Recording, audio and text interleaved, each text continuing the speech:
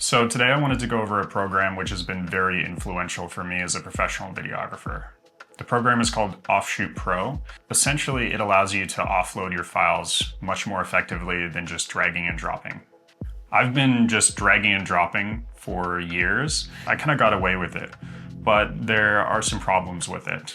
Problem number one is that when you're dragging and dropping, you're not confirming that the files actually got copied correctly.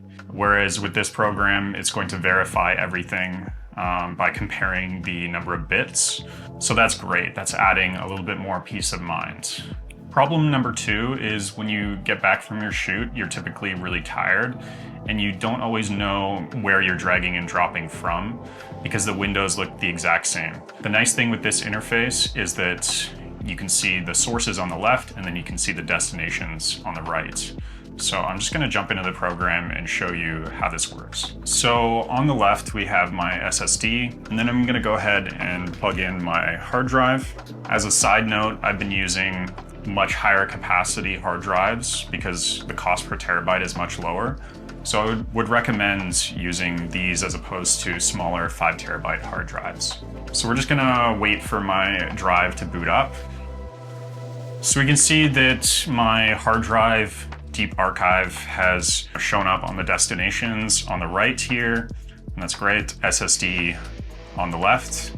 Actually forgot to grab my card, so I'm just gonna go grab that right now. So I have my card case. I'm going to plug in a cards to here. Just gonna plug a card in there. So the nice thing is that your cards will automatically get detected and show up on the left side here. I'm actually gonna drag my SSD to the destinations area on the right here. And now we have my hard drive, deep archive, and data hungry, my SSD on the right side. It's very nice that you can see which drives are destinations, just so you don't get confused. I'm gonna dive into the settings maybe a little bit later, but for now, I'm just gonna show you something called cascading. Now, the issue I would say with dragging and dropping, in addition to being confused where files are coming from and going to, is it's a lot of work. You have to wait for one card to offload and then you drag the other. There's also an inherent problem with, say, dragging 2 cards to the same destination. It puts more stress on your hard drive, and we don't want that. We don't want more stress on our hard drives. SSD is less of an issue, but specifically with hard drives, that's a bit problematic. So cascading, I'm gonna go cascade from data hungry. So now you can see this arrow from my SSD to my hard drive. Now, if I'm trying to offload this card untitled, what I do is I go destination folder, browse, and then I'm gonna go new folder. So priority film, Productions, October 14th. And then I'm just gonna copy that so I have it ready to go, create, select, and then I'm gonna go to my hard drive this time. I'm gonna go browse, new folder, copy paste, create. So now I have a folder on my SSD and I have a folder on my hard drive. And you can see here, add 2 transfers. That's a transfer to your SSD, which is then going to be sent to your hard drive down here. So we also have another great feature, which is called presets. I'm gonna enable presets down here using the arrow. So we have ACAM. The nice thing is I can have presets for all of these different cameras and devices that I have, DJI mics. Sometimes I have up to like 7 cameras for a shoot, and I can select, B-cam, A-cam, C-cam, D-cam, etc. So it's great. I've created presets for all of them. But I'm just gonna go A-cam for this, and because I've set up my preset to include the name of the client, I'm just gonna type it in there. And what this is going to do is it's going to add a label to the files, which you'll see in a bit. I have the name of the client, I have the date, and the file name. So it's going to preserve the original file name, but we're going to add some other information. And why this is important is at some point in your career, you start to realize that organization is super important. And organization can also be very important to clients. So labeling things by date can allow your client to find those files a lot more easily. And then for you, that can also be another point of reference if you're trying to find files on your hard drives or in your cataloging software. It's really nice to have all these files offloaded, at the end of your shoot. You don't have to go in and fix that later. So it's kind of all automated if you just select your preset. So that has been just amazing for me. I love that feature. So I'm gonna type in Priority Film Productions, my business, and I'm gonna go ACAM, and I'm gonna go add 2 transfers. So you can see it's gonna take 3 minutes, and we're just gonna wait for that transfer to finish. And it's gonna go, again, from my SSD down to my hard drive. So the beautiful thing about this is after it's done transferring to my SSD, because it's then copying from the SSD to my hard drive, I can actually plug in a new card. You can actually queue different cards and then just sit back and wait for them to transfer to your hard drives, which is so amazing. I can just have more time with my girlfriends, more time to play with the cats. I love that feature, because before I'd have to sit there with like 3-4 cards and then I'm losing time in my life. I don't want to be doing that. I want to be, decompressing after a shoot. I don't want to be dealing with that. So we're just gonna wait for this to offload. So while this transfer is going, I'm gonna show you the file naming structure that I have set up. So I'm just gonna click into my SSD here, into ACAM. If you just click a destination, it'll go straight there. And then I'll go to ACAM, private, clip. You can see I have ACAM, Priority Film Productions, which could be your client name, but in this case, it's my business name. And then 2025, the date, and original file name. But you can actually customize your presets to whatever you like. Let me just go Offshoot Pro, settings, and you can see under organize, we have all our different presets. And then down here, you have different things that you can drag and drop to your particular preset. So you can kind of customize it to your liking.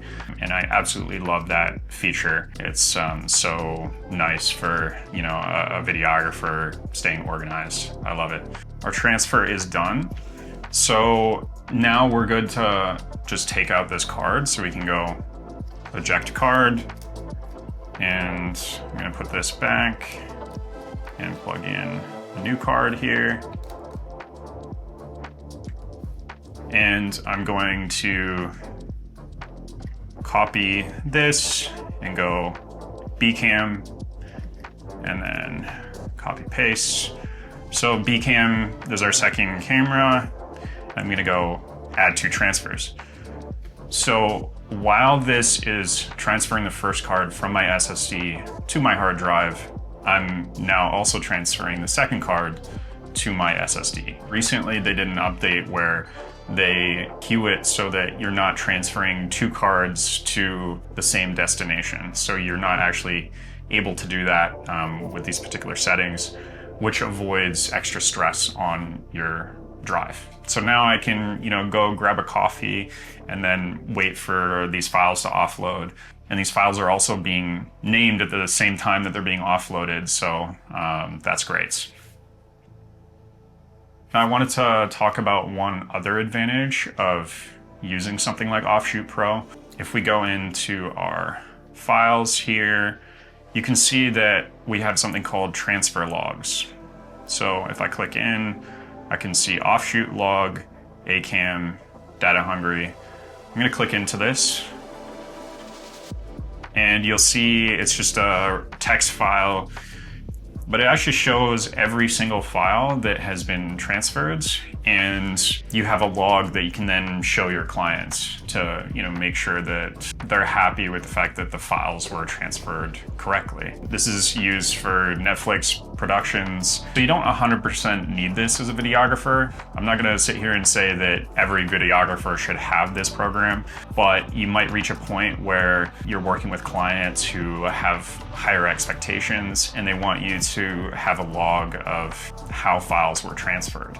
But also for you, it gives you peace of mind to know that those files were transferred bit by bit. The way this program works is it compares the bits from the card to the destination. So it compares the two and makes sure that the bit numbers match. So that's great.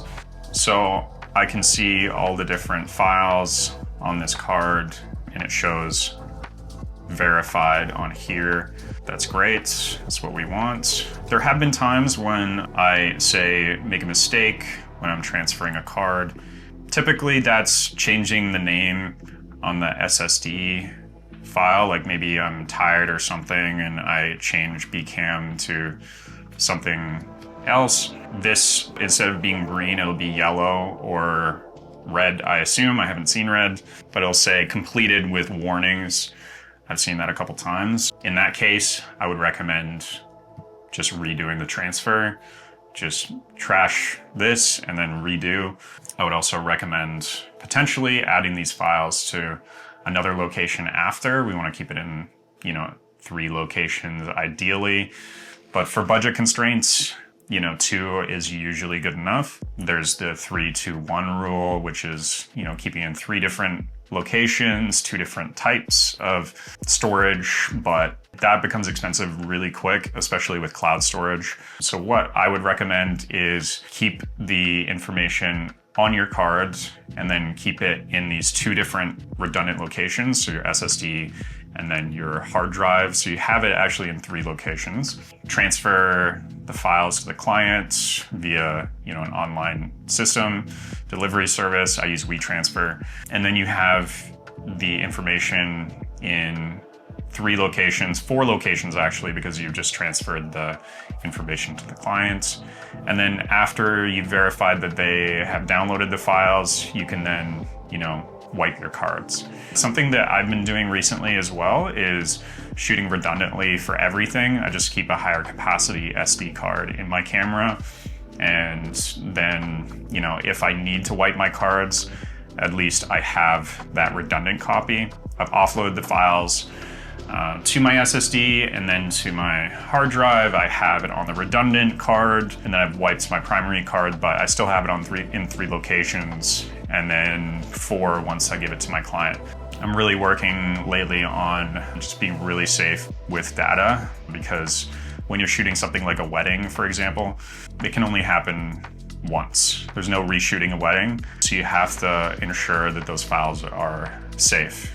We want to make sure the files have transferred correctly, and this program helps with that. But we also just want to make sure that we have it in enough locations so that if something goes wrong, if this drive fails, tomorrow, I have it in 2 other locations. But yeah, if you're tight on budget, I would recommend at least 2 and then keep it in the card. So yeah, our files have transferred correctly here. So there's one more thing that I wanted to explain, and that's called hash. So a hash is within here. So you can see we have a media hash, and this allows later on, like let's say you have your files on your drive and over time there's bit rot. Bit rot is when, let's say, some rays of something hit your hard drive and then the bits get flipped. We are able to go back and verify that these files are the same as the cards that originally existed. So over time, these files are going to degrade. So if you keep your files on a hard drive for long enough, they are going to degrade via bit rot, which is unfortunate. It's an unfortunate reality of storing footage. But the nice thing is, because we have it in multiple locations and because we have a hash that we can then use to compare to the original card, it gives us more peace of mind, or allows us to choose the one that has less degradation 5 years down the line. So the hash is another really great feature of this program. So yeah, that's my system for offloading footage for clients recently. It's really changed the game for me because now I have labeled files for everything. But the main advantage is, when I'm shooting a wedding or something and I get back at like 12 or 1 a.m. and I need to upload those files for my client, I can very clearly see where the sources are, where the destinations are. I can see the transfer happening. Everything is automated from the SSD to the hard drive. It's kind of more hands-off. It's really great just to have the color coding as well, so that even when I'm tired, I can see the transfer occurred correctly. So, I can see we have ACAM, BCAM on my SSD, and now we have ACAM, BCAM on my hard drive. So yeah, we can just verify that everything has completed correctly. So yeah, I would highly recommend this program for a lot of different people, but it is around $400, so it might be cost prohibitive for some people. But I would highly recommend maybe thinking about software purchases as opposed to just hardware if you're really serious about, being a professional videographer, because file management for me has just been one of the harder aspects of the job. Shooting is one thing, but file management has always been a bit of a headache. And if I can spend on something that makes that process a little bit easier, I'm going to. And this has been maybe more valuable to me than buying a new light or a new lens, because I have that peace of mind that the files are safe, and I have the peace of mind that, later on I can verify files. It's just a great program in general, and I would highly recommend it. I'm sure there are other file management softwares, but this is just the one that I chose because it was Netflix approved and it has a history of being used in the film industry. I hope this video helped you maybe think about how you might be able to streamline your data management as a videographer.